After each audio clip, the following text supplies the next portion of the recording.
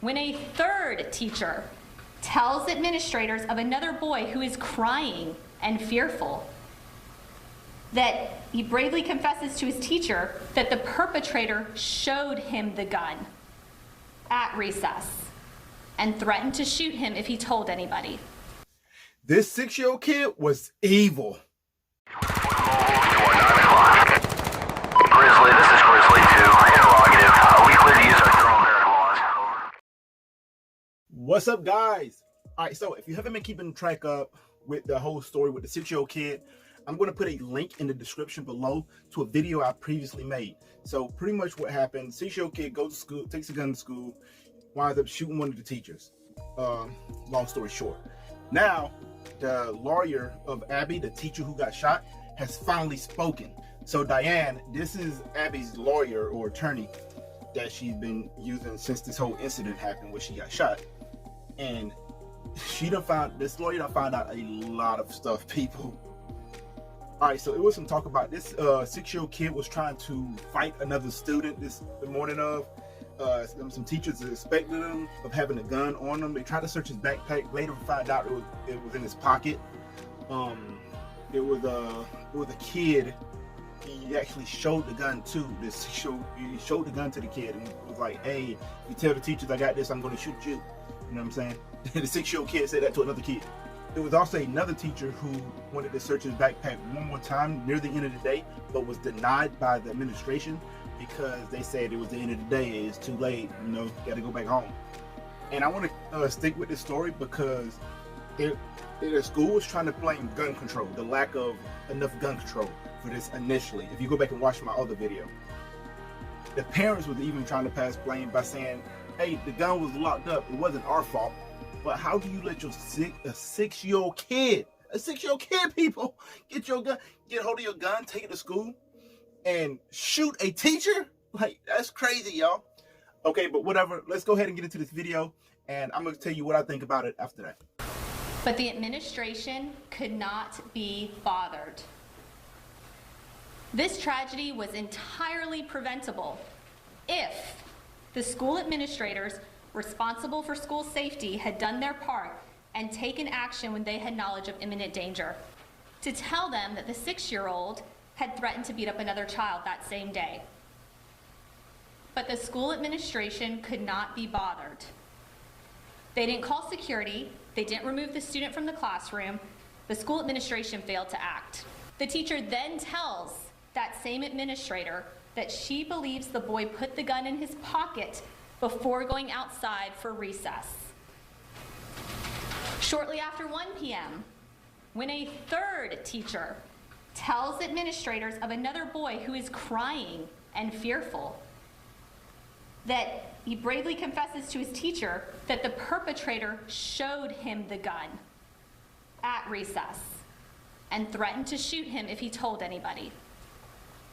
Okay, so you've seen that, you heard that. Now, a couple of things that I personally think should be done here. The parents should go to jail. Straight up locked up. It's no ifs, ands, buts about it. There's no way your 6-year-old kid can get to your gun, take it to school, and shoot a teacher. That's unacceptable. And the lawyer did a good job of pointing out all the flaws that the school did. So good on her for that.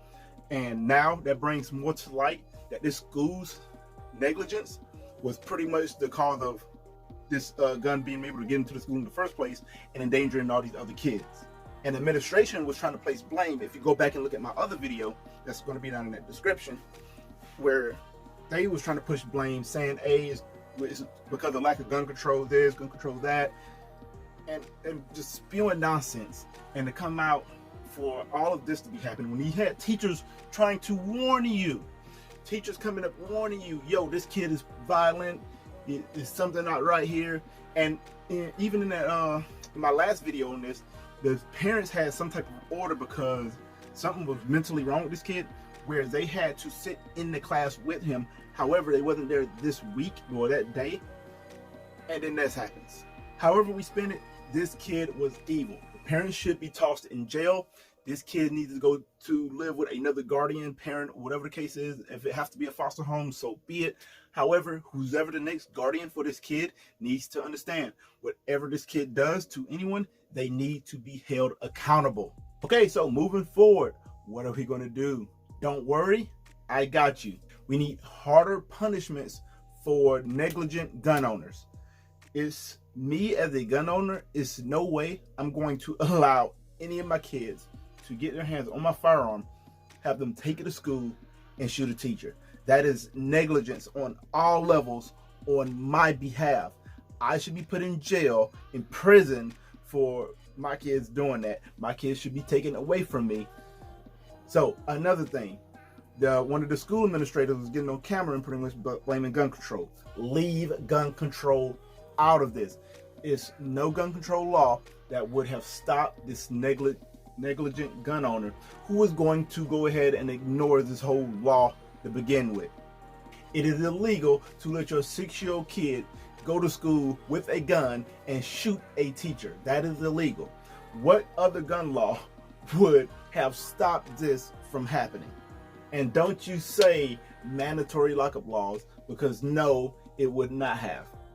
That is nothing but an arbitrary gun law that the gun control lobby likes to push down on law-abiding gun owners to just so they can have that little piece of gun control thrown in there, just so you can feel good.